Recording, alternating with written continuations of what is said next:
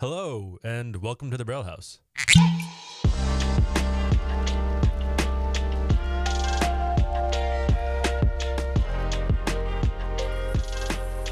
Yes, welcome back to the Barrel House. I am your host, Joe Kane, and today we're going to talk a little bit about Elijah Craig Barrel Proof A121, the newest batch. We're going to touch base on the state of the live streams, and we're going to get a little bit into the pros and cons of higher proof whiskeys. But first, I got a big ass announcement. I got a real big announcement just for you. Your support so far has been genuinely amazing. Across the board, whether it's the subs, the rates, reviews, social media follows and shares, the direct feedback, the emails, getting at me on Discord, showing up on the live streams and interacting, all of it's been amazing. It's been way more than I ever expected this soon. It's been fantastic. But should you be in a place to offer it comfortably, just like the man himself, Bernie Sanders, I am once again asking for your support. As you can probably guess, this is not a particularly inexpensive show to put together. I love doing it, and I intend on continuing to do this regardless of the fact that it's expensive to put together. I love doing it, and it's a genuine hobby of mine anyway. However, should you find yourself feeling particularly generous, or should you feel you want to, sponsor an episode or whatever, I am officially, as of the release of this episode, launching a Patreon for the show.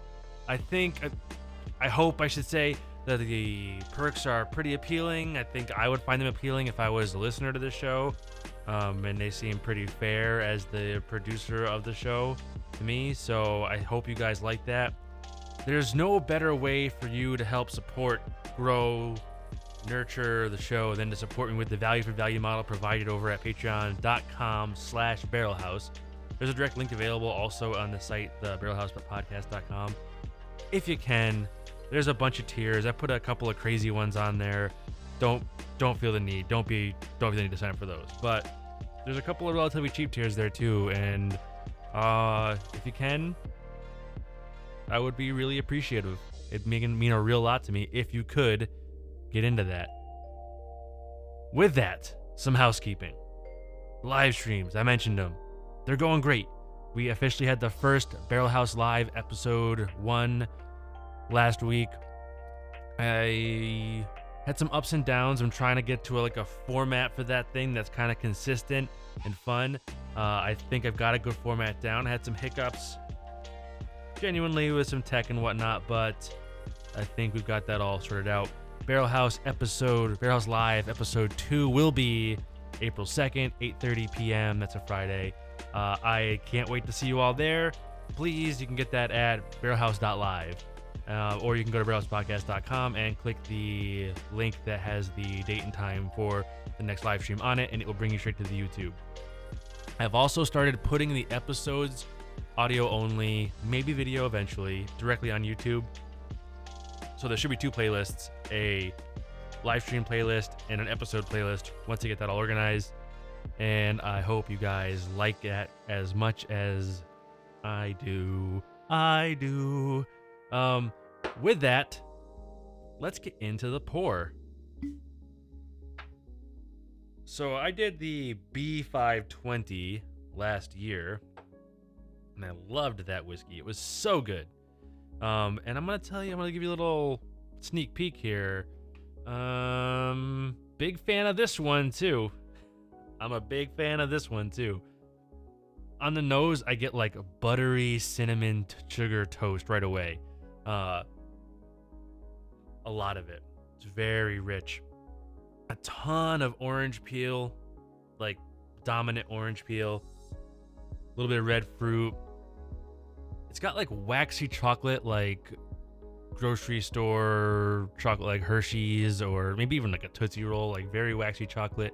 Some warm vanilla, like vanilla scented oil in an oil warmer. You get that, like you can kind of smell that it's warm.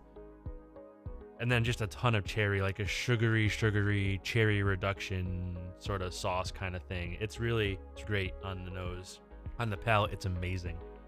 There's easily as much orange and cherry, maybe more. This almost tastes like somebody put orange bitters in it, just a little, almost. That waxy chocolate is super dominant, especially in that second wave and it kind of tastes like, around like Valentine's Day when you go to like Walgreens or the grocery store and they have those like sort of cheap chocolate covered fruits. They're like dried fruits with like lots of sugary syrup around them, put in like cheap chocolate. It kind of has that vibe going. I get lots of buttery caramel. That cinnamon sugar is back really strong. More cinnamon than sugar, but very strong. It's nowhere near as sweet as the nose would indicate. The nose would lead you to believe it's going to be like straight dessert, just all dessert all the time, but it's nowhere near that sweet. It's sweet, don't get me wrong, it's very sweet, but not desserty sweet. Not quite there. I think the B520 was sweeter. If my memory recalls correctly, I think the B520 was sweeter. Remember that B520 had that like slightly toasted marshmallow brown sugar thing going. This is really, really good. The alcohol is barely there. Like, there's a little heat on this, but this is 123.6 proof. And I should have said that at the top, but I didn't.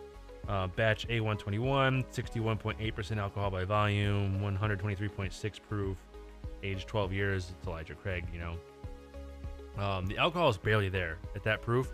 It's crazy. I had a friend try a little bit of it. I gave him a couple. I gave him like, what I remember what I gave him. I gave him a couple of bourbons to try that day that were like Old Granddad, Bottled and Bond, Henry McKenna, I think, a Jack Daniel's Barrel Proof. I gave him a little bit of Spectrum, and he tried this, and I had him guess the proof, and he said, "Oh man, that's easy. That's an easy one to drink. It can't be more than like 45 maybe." It is a lot more than 45. It is a lot more than 45. There's definitely a dry oakiness, a little in the palate. I think it's more in the finish, but there's definitely a dry oakiness, which is, you'd expect more than there is from a 12-year-old cask strength bourbon, but it's still pretty present. Like I said, goes right into the finish, and that dryness really turns up in the finish. Dries everything out. Dries all the flavors out too. You get the alcohol in the barrel feels stronger here. The moisture just saps right out of your mouth, and you get like that waxy chocolate turns into like baking cocoa powder. The fruits are turned from like sugared candy fruits into like dried candied fruits, like when you get like the bag of dried fruits, if you know what I'm talking about. Like you get like the dried fruits and trail mix or something like that. It's the same fruits though. It's still orange and cherry and maybe a little bit of like red fruit apple kind of bit, but it's very dry. The barrel notes come through more here than they have anywhere else in the entire drink. It's slightly barrel spicy. You get a little bit of that black pepper barrel note at the end. The finish is long. I've been holding this glass up, taking a sip for a while now, and I'm still getting finish. But it's full and full-bodied and balanced. The whole thing is balanced. It's absolutely delicious. I think for the live stream coming up on the 2nd, I might do a barrel proof showdown between, I'm thinking Elijah Craig barrel proof, the Litchfield barrel proof that I did a couple episodes ago, and then maybe 1792 full proof and the Jack Daniel's single barrel proof. Get a 4 barrel proofs out and give them a shot, see what's what. I got a feeling this is gonna kick ass. It's so good. I don't know what else to say overall. It's super good. It is harder to find now. It seems to be harder to find now than it used to be. When I bought the B520, the liquor stores had like 8-10 bottles of them. They were all over. This one, I've not seen more than one bottle at one place. I bought 2 bottles, but I had to find them at 2 different places, and they're the only 2 bottles I've seen. So I don't know if it's just early or if they're harder to find. But that being said, with as good as this is, if you find it, definitely buy it. If the proof is too high for you, this is great even with some ice or water in it. It holds up to everything. It's rich, it's oily, got this great mouthfeel. It's hard to beat. I've noticed that for me here anyway in Connecticut, the price seems to have gone up too. which is probably more on the stores than it is on the liquor. But where I could get B520 for about $60, $60-$70, this seems to be $80-$90 depending on where you go. So keep that in mind. I still think $80-$90 well worth it for this. And then so we talked about the proof there, right? The same friend that was over, my buddy Josh, said, well, what's the point of high proof? It's not as easy to drink as lower proof. Shouldn't you be shooting for easy to drink?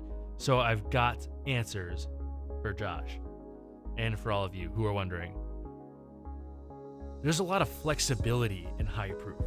First, if you like it neat, you like it high proof, you get a bunch of complexities, depth, richness that you don't get out of lower proof whiskeys. You get some density out of lower proof. You can get some density out of really good lower proof whiskeys, but you get a lot more density out of higher proof whiskeys. As you acclimate to whiskey, the challenge, the I don't want to say abrasiveness, but the fullness, the full body, the heat, the whole experience around that barrel proof whiskey is considerably more enjoyable and more of an experience altogether. It's an experience you can think and feel and intellectualize your way through instead of just drinking. The other thing is it gives you flexibility, like you can throw an ice cube in it. If I throw an ice cube into a pour of Buffalo Trace or something even lower proof, it disappears. The whole whiskey disappears, right? It just turns into watery, like whiskey effervescence. It's not good. I mean, some people may like it that way, and if you like it that way, more power to you. But if you get a barrel proof whiskey, throw an ice cube in there, cube starts to melt, you give it a little time, you enjoy it, you sip it over time. I got a half an hour or so before it even gets down to, or maybe longer, before it even gets down to the proof that Buffalo Trace starts at. So you get a lot more time, you get more experience with it. Same thing, you can add water.